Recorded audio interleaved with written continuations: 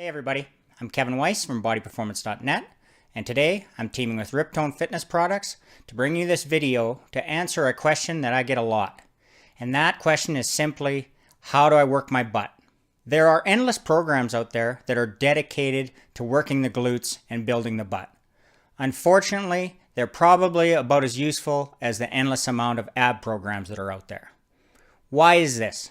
The reason that these programs are so ineffective is because they're skipping over the stuff that actually works, the hard work that works, and moving on to more isolated, trendier exercises that lend themselves well to group settings and boot camp style classes, but unfortunately in the end do not provide the result you're looking for.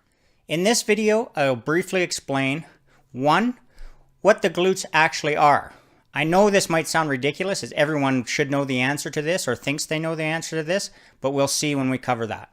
Number 2, what is the actual function of the glute muscle? It's very hard to work a muscle if you don't know how it actually moves and performs. And number 3, now that we know how the muscle actually moves, how do we effectively train the glutes to get the most effect for our time? Let's get started with what muscles make up the glutes and where they are. I'm not going to spend a lot of time on this as nobody's looking for an advanced anatomy class. I'm just going to cover the basics and then move on to what people are interested in, which is how do I build my butt? The butt is comprised of 3 main muscles: the Gluteus Maximus, the Gluteus Medius, and the Gluteus Minimus. What is obvious from the picture and the name is that the Glute Max is by far the biggest muscle of the group. In fact, it is the largest muscle of the body. The glute medius is a broad, thick muscle that is situated on the outer surface of the pelvis under the glute max. As you can see, it is significantly smaller than the glute max. The glute minimus, as the name suggests, is the smallest of the 3 glute muscles and is situated directly beneath the glute medius. From this picture, it's quite obvious that the glute max is the most prominent and visible glute muscle, so it makes the most sense that it would be the muscle that needs the most work. In order to work a muscle effectively, we need to know what its action is. Essentially, what does it do?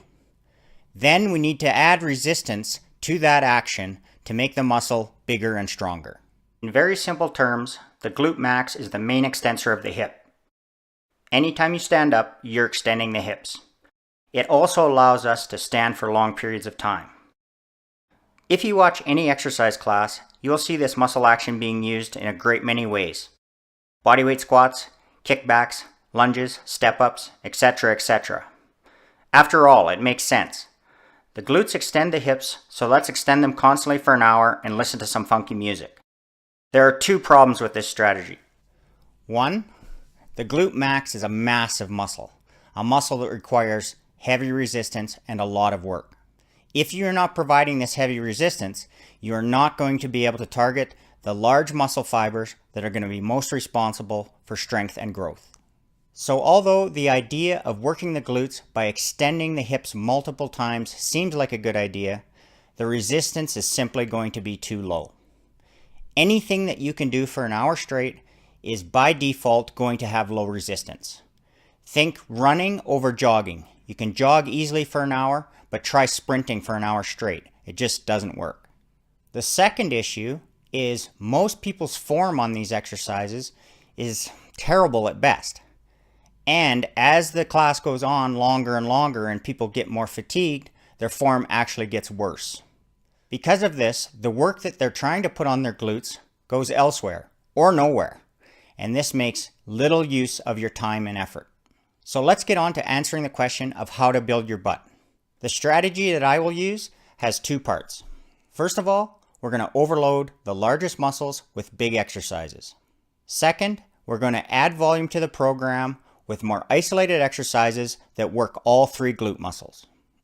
Because we know the main action of the glutes is to extend the hips, we need to program with exercises where you can extend the hips with the most weight. These exercises include the squat and the deadlift. There are a wide variation of these 2 compound movements that would be acceptable, but for this short video, we'll just focus on the back squat and the conventional deadlift. These 2 exercises need to be staples in your glute training for one simple reason. Both exercises allow you to use significant resistance while extending the hips. This is the most important factor. Every time you stand up from a squat or a deadlift, your hips are extending. The stronger you are in these movements with good form, the more work you can put on your glutes. And the more work you can put on a muscle, the bigger it becomes. I'm not suggesting that you have to be doing max effort squats and deadlifts to work your glutes. Unless you're a powerlifter, this has very little value. Keep your reps between 6 and 12, not going to failure, and always put priority on form over weight. This will get you your best results. Now that we have taxed the muscles with big exercises and relatively heavy weight, now we need to add volume to the program. This is done by adding exercises that will work all three muscles of the glutes through various planes and ranges of motion. We already established that the Glute Max extends the hips. So what does the Glute Medius and Glute Minimus do? In simple terms, they abduct the thighs, moving them in and out. They also cause and prevent internal and external rotation of your femurs. These smaller muscle groups are still going to be worked when you're squatting and deadlifting to keep your knees from caving in and to support the legs. In order to add more volume, we need to select some isolation type exercises that will still work to extend the hips and to rotate the thighs in and out, as well as keep the knees from caving in. I will show 3 exercises, but these are not your only options. These are just 3 of my favorite. The first exercise I would like to show is one I use in almost all of my programs.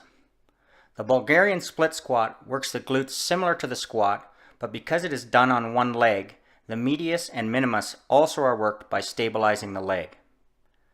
This exercise also has the added bonuses of stretching the hip flexor on the trailing leg and minimizing stress on the lower back. All of these things make it an excellent choice to add volume to your glute program. Performance tips include: keep your front foot flat, keep a neutral spine from your tailbone to the top of your head, and bring the trailing knee as close to the ground as possible. This exercise can be progressed by adding dumbbells for resistance, but I recommend being able to do 12 to 15 reps per leg without losing your balance before progressing with more resistance. The next 2 exercises are going to require the use of a resistance band. For the first exercise, the banded hip extension, we want to position the band around the knees. This provides work to the glute medius and minimus as they are used to keep the knees out. All 3 muscles of the glutes are worked during this exercise through hip extension and abduction of the thighs. Performance tips include: keep the feet flat with the legs bent at 90 degrees. Lift the hips by squeezing the glutes, not arcing the lower back. Also, hold the contraction at the top for 1 to 3 seconds.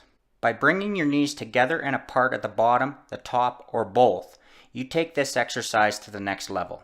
Control the movement from the top to the bottom. Don't throw with the lower back, squeeze with the glutes.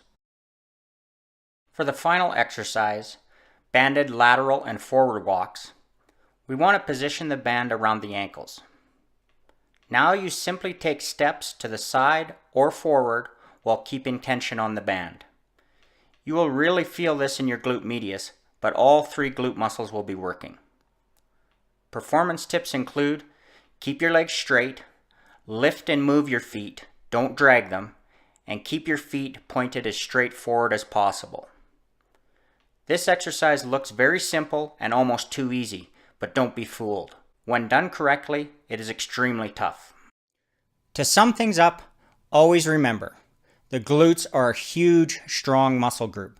They need to be worked as such, with big compound movements like squats and deadlifts. Once you've done this, you also need to add volume with smaller, more isolated exercises. These smaller exercises are also going to work on hip extension as well as abduction of the leg with straight knees as well as with bent knees. I'm Kevin Weiss from bodyperformance.net, teaming with Riptone Fitness Products. I hope this video helps you out. I'll talk to you again real soon.